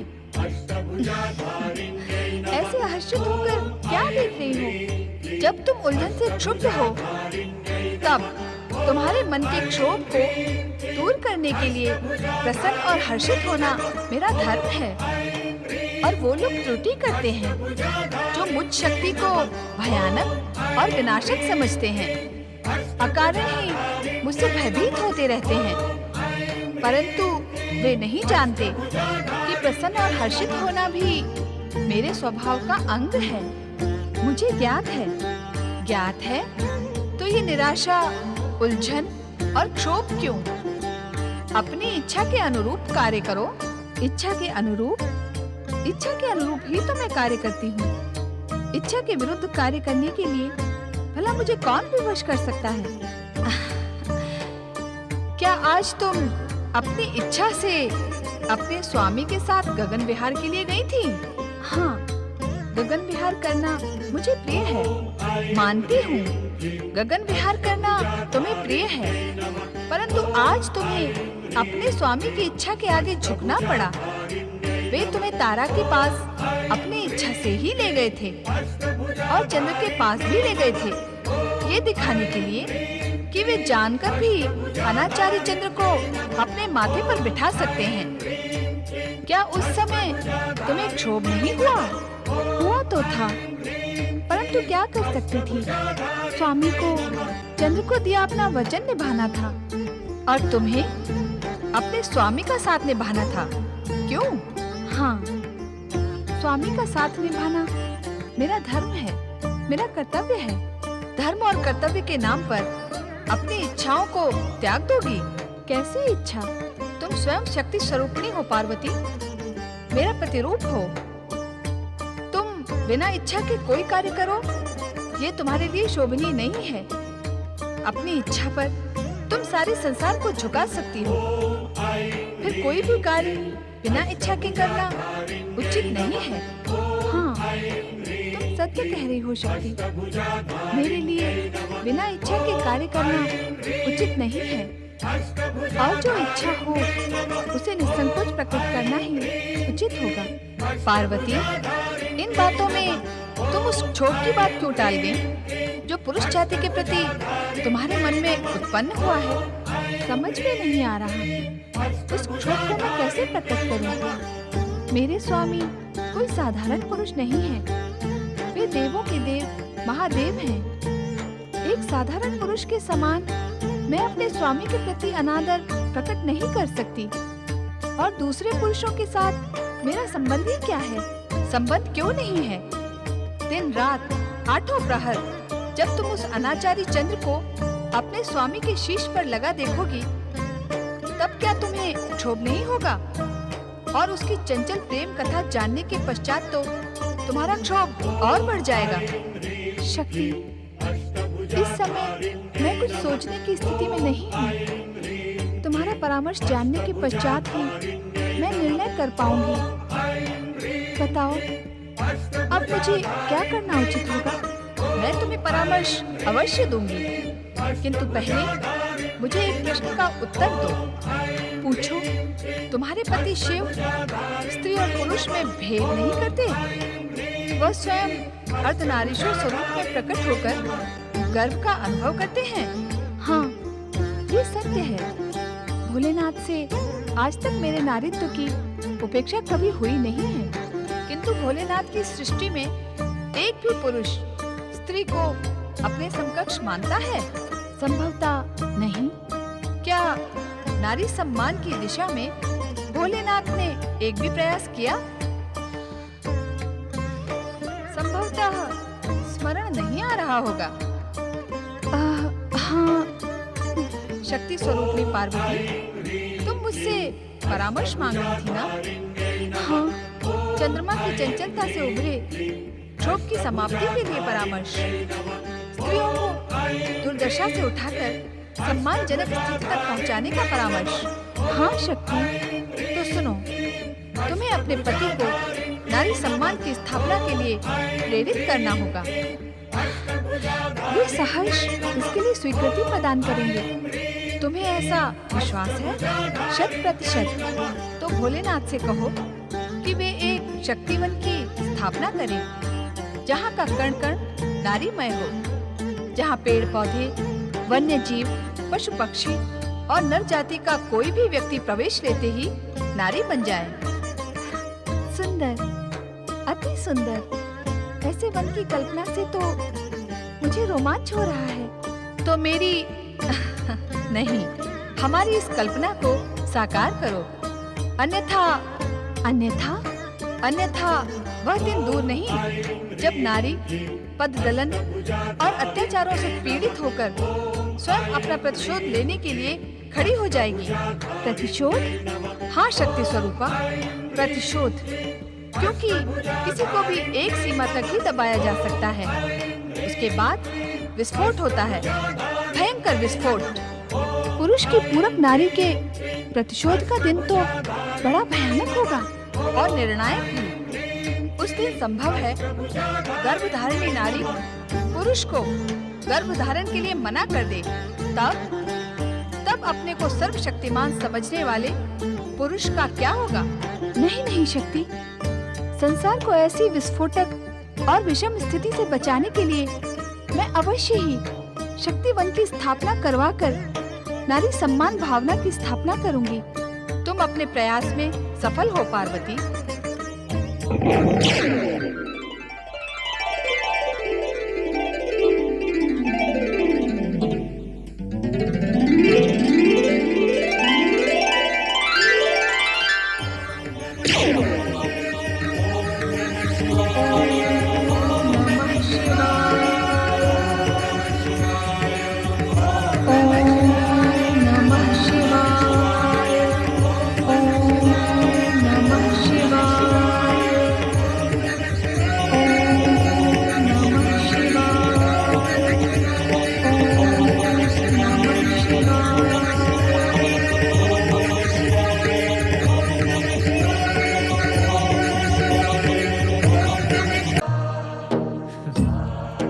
रात्रि से तुम ऐसे ही खड़े हो नंदी?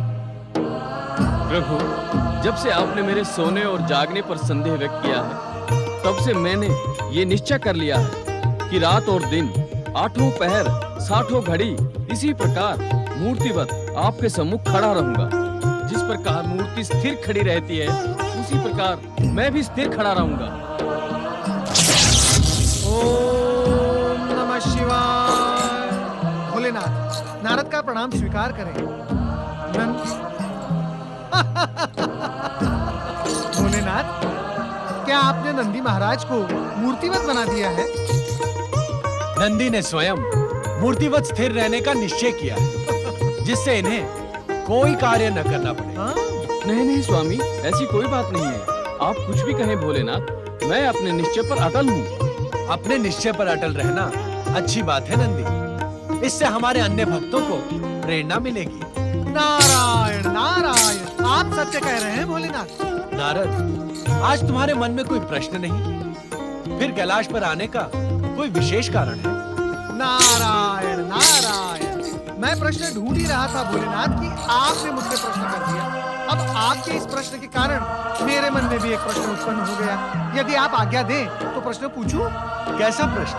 हर प्रातः काल माता पार्वती पूजा की थाली लेकर यहाँ आती है, आपके सम्मुख खड़ी होकर आपकी आरती उतारती है, फिर आपके चरणों पर पुष्प अर्पित करती हैं। वो शक्ति स्वरूपिणी माता पार्वती इस समय यहाँ उपस्थित क्यों नहीं है भोलेनाथ? ये प्रश्न पूछकर तुमने हमें निरुत्तर कर दिया है नारद। हम स्वयं नहीं जानते कि हमें समाधि से जगाने वाली देवी पार्वती अब तक क्यों नहीं आई। तुमने तो मूर्तिवत बने रहने का निश्चय कर लिया है, इसलिए हम तुमसे कुछ कह भी नहीं सकते।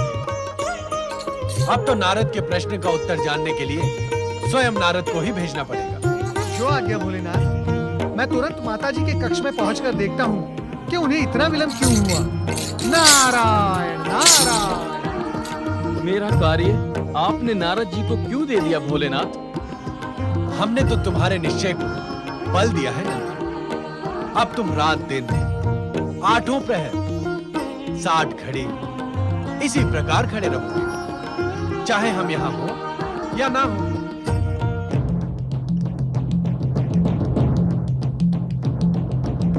ओम नमः शिवाय। प्रणाम देवर्षि। गणेश महाराज, आप अपना गणेश लोक और बुद्धि सिद्धि को छोड़कर यहाँ क्यों उपस्थित हो गए?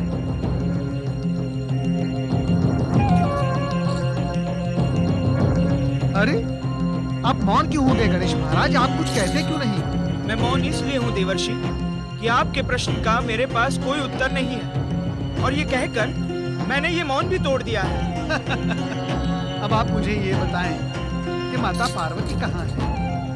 ये विचित्र प्रश्न आप क्यों कर रहे हैं देवर्षि? माता जी भला अपना कक्ष छोड़कर कहाँ जाएंगे? मैं ये प्रश्न इसलिए कर रहा हूँ गणेश महाराज कि मुझे भगवान भोलेनाथ ने माता पार्वती को यहाँ से ले जाने के लिए भेजा है। सावधान देवर्षि, आप उनके कक्ष में प्रवेश नहीं कर सकते। अरे, ये उनकी आज्ञा है। ये आप क्या कह रहे हैं गणेश महाराज? माता पार्वती के पास जाने का समान अधिकार मुझे भी है। मैं स्वयं कक्ष में प्रवेश नहीं कर सकता देवर्षि। आज प्रवेश निषेध है, कृपा कर लौट जाएं। आज आप कुछ बदले बदले लग रहे हैं गणेश जी। बात क्या है? बात कुछ भी नहीं है देवर्षि। माता ने मुझे आज्ञा दी है कि किसी अन्य व्यक्ति को मैं उनके कक्ष में प्रवेश न करने दूं। तो क्या मैं अन्य हो गया? मैं भी तो एक प्रकार से शिव परिवार का सदस्य हूँ। आप मेरी बात क्यों नहीं समझ रहे हैं देवर्षि? भगवान शिव के अतिरिक्त शिव परिवार के किसी भी सदस्य को आज माता के कक्ष में प्रवेश का अधिकार नहीं है। आप मुझसे वाद विवाद न कीजिए, कृपा करके लौट जाएं। कृपा कर आप मेरी बात तो सुने। मैं कहता हूँ मेरे भीतर प्रवेश करने से माता पार्वती रुष्ट नहीं होंगी। वे आप ही के समान मुझे भी स्नेह करती हैं। यदि आपको मेरी बात पर विश्वास नहीं है तो आप मुझे भीतर प्रवेश करने दें, तो देख लें। आपकी चतुराई मेरे सामने नहीं चलेगी देवर्षि। देवर्षि, मैं आपसे विनती करता हूँ, कृपा करके मुझे आपका अपमान करने पर विवश ना करें। जैसे आए हैं वैसे ही लौट जाएं। माता! देवर्षि, देवर्षि, मैंने आपसे पहले भी निवेदन किया है कि आप मुझे आपका अपमान करने पर विवश ना करें। कृपा करके माता की आज्ञा की अवहेलना ना करें। आपको भगवान शिव की शपथ है, लौट जाएं। भगवान शिव की शपथ? छोटी सी बात से बात शपथ तक पहुंच गई। भोलेनाथ, ये क्या हो रहा है? गणेश जी मेरे साथ इतना रुक्ष व्यवहार क्यों कर रहे हैं? देव ऋषि नारद माता का संदेश लेकर अभी तक नहीं लौटे। मैं जानता हूँ प्रभु, जब तक मैं वहाँ नहीं जाऊंगा माता पार्वती यहाँ नहीं आएंगी। आप मुझे वहाँ जाने की आज्ञा दें भोलेनाथ। अर्थात हमारी आज्ञा के नाम पर तुम अपना दृढ़ निश्चय तोड़ दोगे नंदी? क्या खड़े खड़े तुम्हें थकान हो रही है? थकान का तो प्रश्न ही नहीं है भोलेनाथ, आप ही का अंश मुझ में समाया हुआ है। जब आप समाधि लगाकर नहीं थकते तो हम खड़े खड़े कैसे थक सकते हैं भोलेनाथ? नंदी, जब तुम अपना निश्चय तोड़ ही नहीं सकते तो देवी पार्वती के पास जाने का प्रश्न ही कहां उठता है। ऐसा प्रतीत होता है कि आज देवी पार्वती हमसे रुष्ट है, इसीलिए नारद के मनाने पर भी नहीं आ रही है। भोलेनाथ, भोलेनाथ, यहाँ आने का और माताजी को मनाने का तो प्रश्न ही नहीं उठता। जब आपके सुपुत्र गणेश जी अपने परिवर्तित रूप में वहाँ द्वारपाल बने हुए हों और फिर हमें रोक भी रहे हों, तो फिर माताजी के दर्शन भी दुर्लभ हो जाते हैं भोलेनाथ। श्री गणेश, कैलाश आए मुझे पता भी नहीं चला। हम अभी उनके दर्शन करेंगे और साथ में माता पार्वती को भी ले आएंगे। अपने निश्चय पर दृढ़ रहो नंदी। यदि तुम अपना निश्चय तोड़ दोगे तो हमें अत्यंत दुख होगा। भोलेनाथ, ऐसा प्रतीत होता है कि आजकल गणेश जी मातृभाव से अधिक प्रभावित हैं। आपका कथन सत्य प्रतीत होता है, अन्यथा ऐसा कभी नहीं हुआ कि कैलाश आने पर पहले वे हमसे न मिले। भोलेनाथ, स्वयं मैं आश्चर्यचकित हूँ कि गणेश लोग छोड़कर द्वारपाल के रूप में यहाँ कैलाश में क्यों हैं और उनके आने का प्रयोजन क्या है? तब तो हमें ही जाना होगा और जाकर देखना होगा कि ये परिवर्तन कैसे हुआ, क्यों हुआ।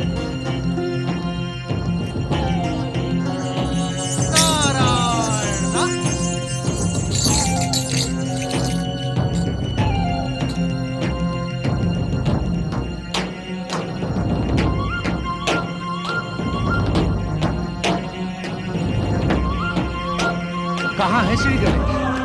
अभी तो यहीं थे गणेश महाराज। भोलेनाथ, हो सकता है गणेश जी माता पार्वती के कक्ष में भीतर गए हो। नारद, कहीं तुमने गणेश को स्वप्न में तो नहीं देखा था? नहीं भोलेनाथ, नहीं। मैं पूर्ण जागृत अवस्था में था जब मैंने श्री गणेश को यहाँ देखा था। भोलेनाथ, मैं आपकी शपथ खाकर कह रहा हूँ, मैंने श्री गणेश को यहीं इसी द्वार पर पहरा देते हुए देखा है। वे मुझे माता के कक्ष में अंदर जाने से रोक रहे थे। ये विचित्र लीला की श्री गणेश। भोलेनाथ, यदि आपको मेरे कथन पर विश्वास नहीं है तो आप स्वयं जाकर माता पार्वती से पूछ सकते हैं। हो सकता है श्री गणेश अपने माता के पास हो। नहीं भोलेनाथ, नहीं। उन्होंने मुझे हट करके कहा था कि स्वयं उन्हें माता के कक्ष में प्रवेश करने का अधिकार नहीं है। फिर वे भीतर कैसे जाएंगे? चलो इस उलझन को देवी पार्वती से पूछकर दूर करते हैं। आओ। नहीं नहीं भोलेनाथ, मुझे माता पार्वती का कोप भाजन नहीं बनना है। अब तो ये निश्चित है कि वे रुष्ट हैं, अन्यथा वे श्री गणेश को यहाँ प्रहरी बनाकर कदापि न खड़ा करती। भोलेनाथ, अब तो आप अकेले अंदर जाएं, माता पार्वती को मनाएं, मुझे आप आज्ञा दें, मैं चला। ओम नमः शिवाय।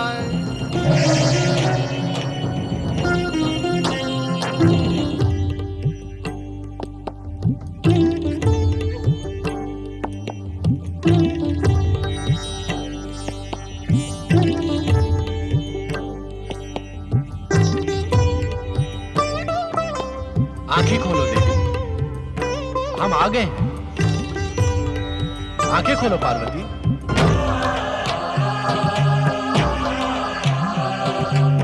क्या बात है देवी, आज किस बात का हाथ ठान कर बैठी? आंखें खोलो।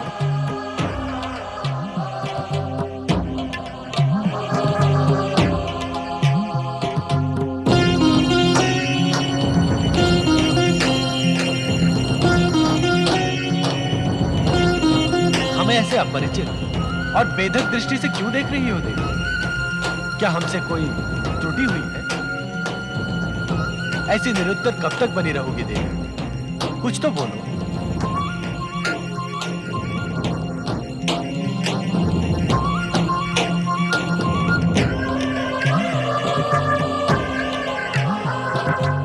प्रतीत होता है कि आज मौन रहने की शपथ ले रखी है। मैं आपके प्रश्न का उत्तर तभी दूंगी जब आप मुझे एक वचन देंगे। कैसा वचन?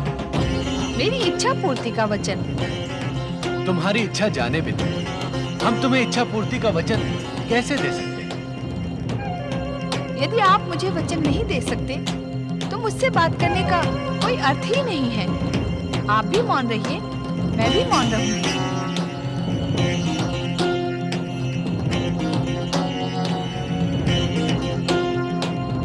रूठी हुई देवी को मनाना हमें आता है। यदि आप मुझे वचन नहीं दे सकते तो मुझे अकेली छोड़ दें और अपने समाधि स्थल पर जाकर ध्यान लगाएं। नहीं, इस समय हम ध्यान नहीं लगाएंगे। पहले हम तुम्हारा रोष शांत करेंगे। हमें पता तो चले कि तुम किस बात पर रुष्ट हो और क्या कहने से मान जाओगी। आप मुझे वचन देंगे तो मैं मान जाऊंगी। दिया वचन, अब अपनी इच्छा कहो। स्वामी, यहाँ से दूर किसी ऐसे शक्तिवन की रचना कीजिए जहाँ समस्त पुरुष जाति नारीमय हो जाए, जहाँ पुरुष के अधिकार और अहंकार तथा छल कपट और संघर्ष का कोई कारण ही ना रहे, जहाँ के पेड़ पौधे पशु पक्षी समस्त वातावरण नारीमय हो जाए। आप स्वयं भी पुरुष रूप में न रहें, जहाँ केवल प्रकृति की प्रधानता हो, पुरुष की नहीं। तुम्हें यह विचार किसने दिया देवी? और तुमने हमसे बिना पूछे यह हठ धारण क्यों किया? क्योंकि अपने इस निश्चय को आपसे मनवाने का और कोई उपाय नहीं था। इसीलिए तुमने गणेश को यहाँ बुलाया और द्वार पर प्रहरी बनाकर खड़ा कर दिया। गणेश? गणेश को तो मैंने नहीं बुलाया। समझ में नहीं आया देवी, ये गणेश लीला थी या नारद लीला? आप सब समझते हैं स्वामी, वही शिव लीला ही होगी। नारद को चकित कर देने के लिए आपने स्वयं ये लीला रची होगी। अब बातों बातों में आप ये न बिसार देना कि आपने मुझे एक वचन दिया है। हमने वचन दिया है तो उसका पालन भी अवश्य करेंगे। इसमें भी आप कोई लीला तो नहीं रचेंगे ना स्वामी? वो लीला हमारी नहीं, तुम्हारी होगी देवी। जब शिव और शक्ति अभिन्न है, शिव और शिवा में कोई भेद नहीं। जब हम अवसर आने पर स्वयं को अर्धनारीश्वर रूप में प्रकट करते हैं, तो हम शक्ति वन का निर्माण करके नारी रचना में संकोच नहीं करेंगे। हम तुम्हारी इच्छा को शीघ्र ही कार्य रूप में परिणत करेंगे। उस शक्तिवन के स्थान का चयन भी आप ही को करना होगा स्वामी। अवश्य। तुम्हें वचन देते समय ही हमने उस स्थान का चयन कर लिया था देवी। कहाँ है वो स्थान? मनुपुत्र इक्ष्वाकु वंशी राजा इल के राज्य में काम्यक वन के समीप। वो काम्यक वन जहाँ अनेकों की इच्छा पूर्ति हो। चलो देवी। स्वामी, नंदी और शिवगणों को बताए बिना ही यहाँ से प्रस्थान करेंगे? उन्हें बताने पर शक्ति वन में क्या एकांत रह पाएगा? ओम नमः शिवाय, ओम नमः शिवाय, ओम नमः शिवाय, ओम नमः शिवाय, ओम नमः शिवाय, ओम नमः शिवाय, ओम नमः शिवाय, ओम नमः शिवाय, ओम नमः शिवाय, ओम नमः शिवाय, ओम नमः शिवाय, ओम नमः शिवाय, ओम नमः शिवाय, ओम नमः शिवाय। प्रणाम गृहपति सूर्यदेव। आपने मेरी इस अकिंचन कुटिया को पावन किया, मैं धन्य हुआ। मेरे लिए क्या आज्ञा है सूर्यदेव? गृह युवराज बुद्ध, तुम हमसे आज्ञा प्राप्त किए बिना ही ग्रहमंडल को छोड़कर पृथ्वीलोक पर चले आए। क्या तुमने इस बात पर विचार नहीं किया था कि तुम्हारे ग्रहमंडल में न रहने से ग्रहों की गति और प्रभाव में व्यवधान उत्पन्न हो जाएगा? सूर्यदेव, मेरे पास आपसे आज्ञा लेने का समय ही नहीं था। जैसे ही मुझे देवगुरु बृहस्पति से आज्ञा प्राप्त हुई, मैं पृथ्वीलोक की ओर प्रयाण कर गया, ये सोचकर कि तपस्या करना ग्रहों का कार्य नहीं है बुद्ध देव। ग्रहों का कार्य है सृष्टि व्यवस्था के अनुसार ग्रह पथ पर चलकर विश्व को प्रकाशित करना, प्राणी मात्र के भाग्य का मार्गदर्शन करना। इस सत्य से मैं परिचित हूँ सूर्यदेव, परंतु मैं विवश था गृहपति। अपनी माता की पाप निवृत्ति के लिए मुझे पृथ्वीलोक आना ही पड़ा। तो क्या तुम्हारे लौटने तक बुद्ध ग्रह ज्योतिहीन रहेगा, ग्रह व्यवस्था गतिहीन रहेगी? मुझे विश्वास था कि गृहपति सूर्यदेव के रहते ग्रह व्यवस्था गतिहीन नहीं हो सकती। हमें दुख इसी बात का है कि आने से पहले आपने हमसे अनुमति लेने की आवश्यकता ही नहीं समझी। यदि देवगुरु बृहस्पति हमें ये सूचना नहीं देते तो हम इस अव्यवस्था के लिए आपको कभी क्षमा नहीं करते। सूर्यदेव, आप गृहपति एवं भगवान नारायण के प्रतिनिधि हैं। आपकी इच्छा हो तो ग्रह व्यवस्था को मेरे बिना भी गतिमान रख सकते हैं। वैसे भी बुध ग्रह सदा से ही सूर्य नारायण का अनुगामी बनकर चलता रहा है। इसलिए मेरी आपसे प्रार्थना है कि बुध ग्रह को अपनी दिव्य किरणों से ज्योतिमान एवं गतिमान रखें। ब्रह्मा जी की सृष्टि व्यवस्था में एक क्षण के लिए भी व्यवधान अनर्थकारी सिद्ध हो सकता है। इसलिए जो तुम कह रहे हो वो व्यवस्था हमने कर दी है। बुध ग्रह सूर्य की प्रभा से ज्योतिमान और गतिमान है। इसीलिए मैं आपसे पुनः विनती करता हूँ कि मुझे अपनी माता की पाप निवृत्ति के लिए पृथ्वीलोक पर तप करने की अनुमति दें। माता का स्थान स्वर्ग से भी ऊंचा होता है, ये हम जानते हैं। इसलिए तुम्हारी माता की पाप निवृत्ति के कार्य में हम बाधा नहीं डालेंगे। हम तो तुम्हें तुम्हारी भूल का ज्ञान कराने आए थे। तुम्हारा कल्याण।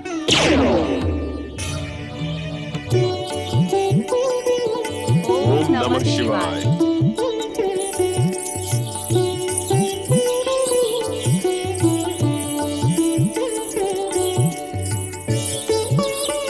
प्रणाम महाराज इल, महारानी विजया। आपके आगमन से मैं कृतज्ञ हुआ। हम आपकी कुशल क्षेम पूछना है योगराज। यहाँ आपको कोई असुविधा तो नहीं? यह स्थान आपको रुचिकर तो लगा ना? हाँ महारानी, इस रमणीय स्थान को पाकर मेरी तप साधना बलवती हुई। हम ये जानकर प्रसन्न हुए। यदि आपको किसी प्रकार की असुविधा हो तो निसंकोच कहें। महाराज, एक योगी का कार्य है मन से आत्मा को जोड़ना। उसे शारीरिक असुविधा की चिंता होना उचित नहीं है। नवयुवा योगी, आपने हमें अपना परिचय नहीं दिया और ना अपनी तपस्या का उद्देश्य हमें बताया।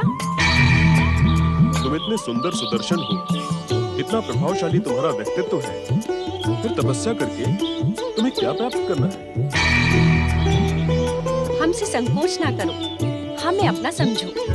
महारानी, मैं अपना परिचय तब तक नहीं दे सकता जब तक मैं अपने उद्देश्य में सफल न हो जाऊं। इसलिए मैं आपके प्रश्न पर मेरे उत्तर ही रहूंगा। यदि आपको कोई आपत्ति हो तो मैं ये काम्यक वन छोड़कर कहीं और चला जाऊंगा। नहीं नहीं योगी राज, हमें कोई आपत्ति नहीं है। किसी तपस्वी की तपस्या पर भला हमें क्या आपत्ति हो सकती है? युवा योगी, क्या तुम हमें अपना नाम भी नहीं बताओगे? मेरा नाम तारापुत्र है। तारापुत्र? अर्थात तुम्हारी माता का नाम तारा है, परंतु तुम्हारा अपना भी तो कोई नाम होगा। अपना नाम और परिचय भुलाकर मैं यहाँ तपस्या करने आया हूँ। पुकारने के लिए आप मेरा नाम योगी रख सकते हैं। योगी? योगी कहकर ही हम तुम्हें अब तक बुला रहे थे। एक योगी को अपना नाम, धाम और पिछला परिचय भूल जाना उचित है। पिछली बातों का स्मरण साधना में बाधा उपस्थित कर सकता है। तुम सत्य कहते हो। चलो महारानी, योगी की साधना में बाधा पहुंचाना उचित नहीं। चलिए महाराज। प्रणाम योगी। मैं आपकी कृपा के लिए कृतज्ञ हूँ। प्रणाम। प्रणाम।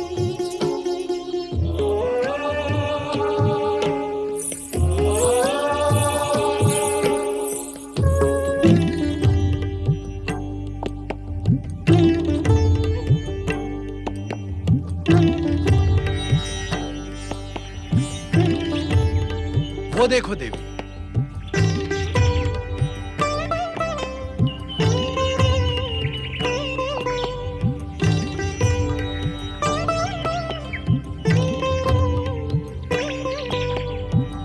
इक्ष्वाकु वंशी महाराज ईल के राज्य में स्थित इस काम्यक वन का यह भाग तुम्हें कैसा लग रहा है?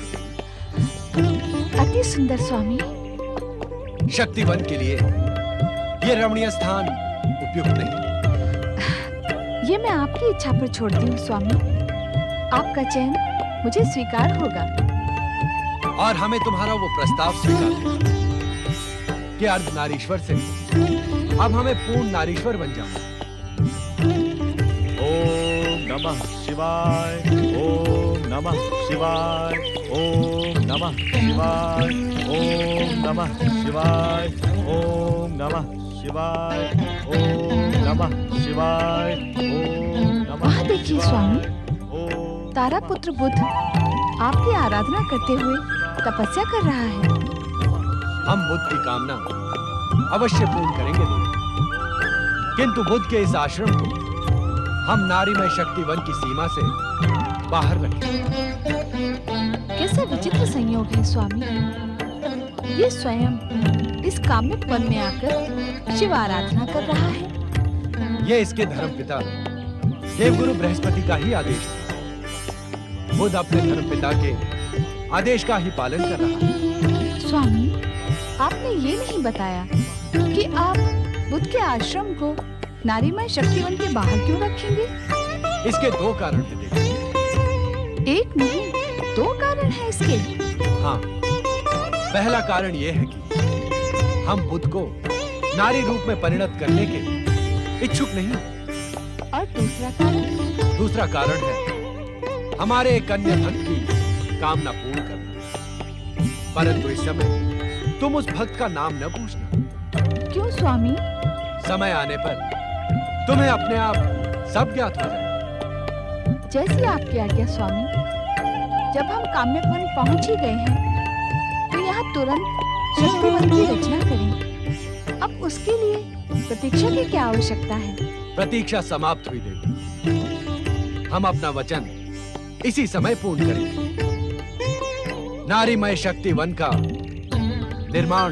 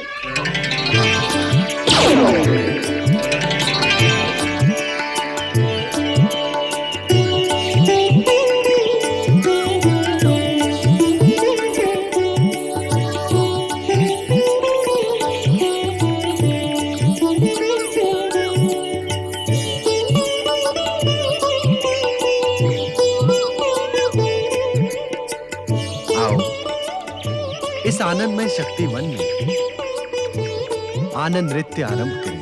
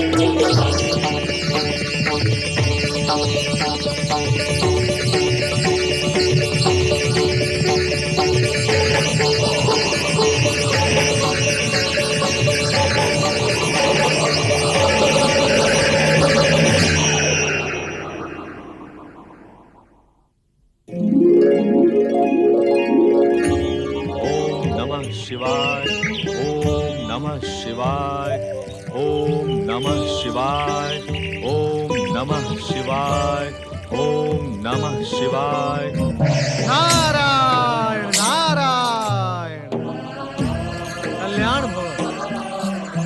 ओम नमः शिवाय। नंदी महाराज, आप इस प्रकार मूर्तिवत क्यों खड़े हैं? भगवान भोलेनाथ के आदेश से देवऋषि। नारायण नारायण।